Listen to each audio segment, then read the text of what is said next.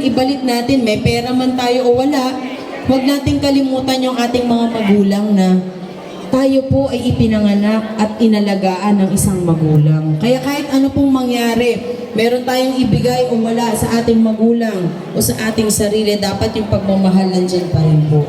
Yung pag-aalaga na hindi sila makalimutan. Kasi ako po medyo sensitive rin po ako.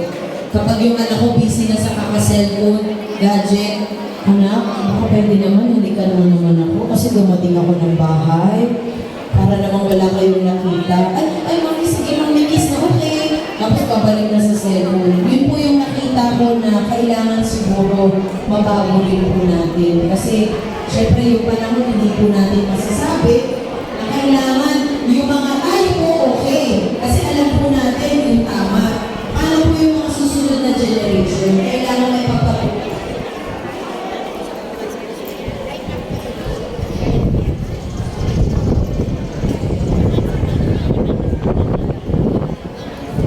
Alright mga kababayan, yan, nandito po tayo ngayon sa Batangas, Lipa, no? Na kung saan ang National Commission ay napunta na po rito. At yan po ay pangunguna ni Miss Mara Tamundong dahil nga po siya po ang natasan. Dahil siya po yung senior citizen advocate na kung saan mga kababayan na may malasakit, mabilis na aksyon, mabilis na tulong sa ating mga kababayan, mga senior citizen. Hindi lang sa mga senior, kundi pati sa mga bata rin po mga kababayan, no? At yan, ito po yung pinondohan ni Pangulong Bongbong Marcos ng 43 billion na kung saan mga kababayan magbibinipisyo ang ating mga senior citizen pag nakompleto na po, no, yung target sa kabuuan po ng sa buong Pilipinas po yung 9 to 10 million na mga senior citizens sa buong Pilipinas. Pag nakompleto na po yan, magbibinipisyo na po itong ating mga senior citizen. Hindi lang yan mga kababayan, may 5,000 pa na annual check-up na kung saan mga kababayan pwede po tayo pa-check up sa mata kung meron po tayong problema sa mata, sa tenga or sa karamdaman po, no mga kababayan. Ay mga karamdaman natin sa ating mga senior citizen, pwede po yan.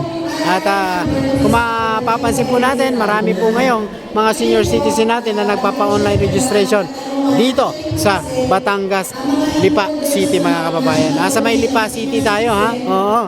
Yan.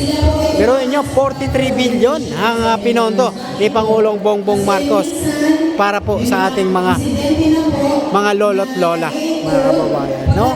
Sa mga magsi-60 dyan, yan, pwede na po tayo maghabol-habol po, no?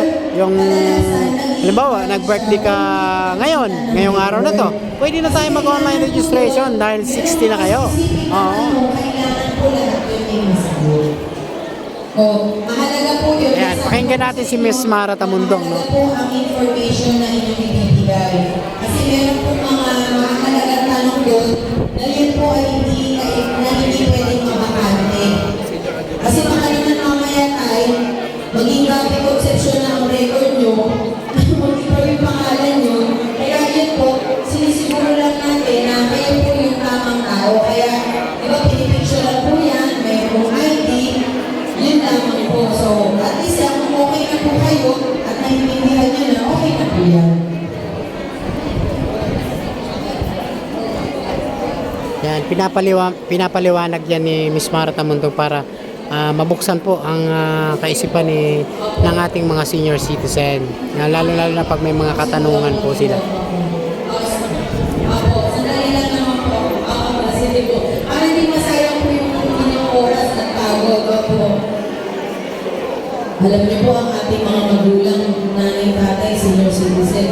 Siyempre, ako ba naman, sino ba naman po ako, all decisions ko pa lang. Pero sa sobrang natutuwa po ako sa mga senior, marami po akong natutunan.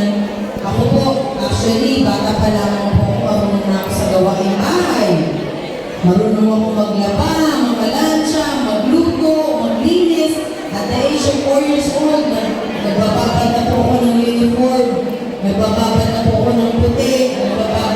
Ibig sabihin, yung upbringing po na ibinigay din sa akin ng aking mga magulang, bilang sila po ay isang senior citizen, nakatulong po talaga sa akin.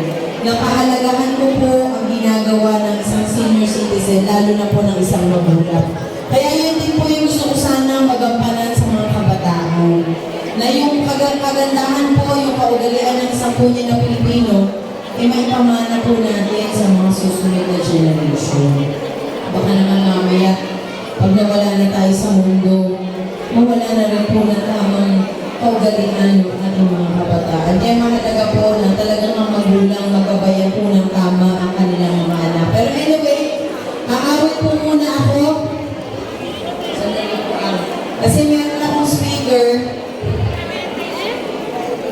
Ito rin po yung mga nakapila ngayon sa mga mag-o-online. So, aawit muna po ako nakakaiyak na Tagalog o English?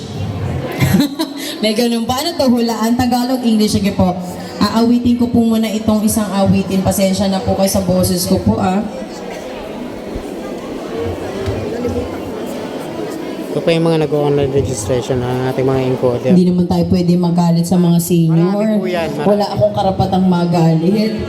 Kaya yung boses ko na lang po, Tsaka ito pa po. talagang ang pinapagod ko. Para maramdaman po ng ating mga senior citizen. Sandali. Natatakpan yung speaker.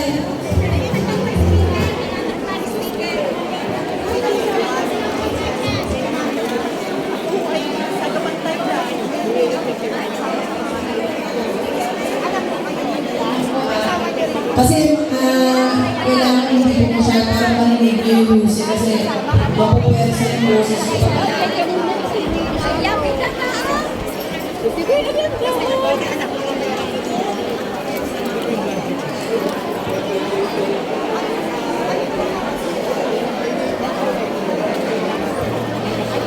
Actually, hindi naman ako senior, hindi lang po kaya ako naman. Ayan, sige. Thank you po. Para sa ating mga senior citizen, sandali. Ayan. Para sa ating mga senior citizen na awitin mo na ito, ano lamang para sa inyo. Kundi ito po ay awitin ng anak para sa kanyang magulang. At syempre, ang magulang para sa kanyang. Ito po ay para sa ating mga senior citizen!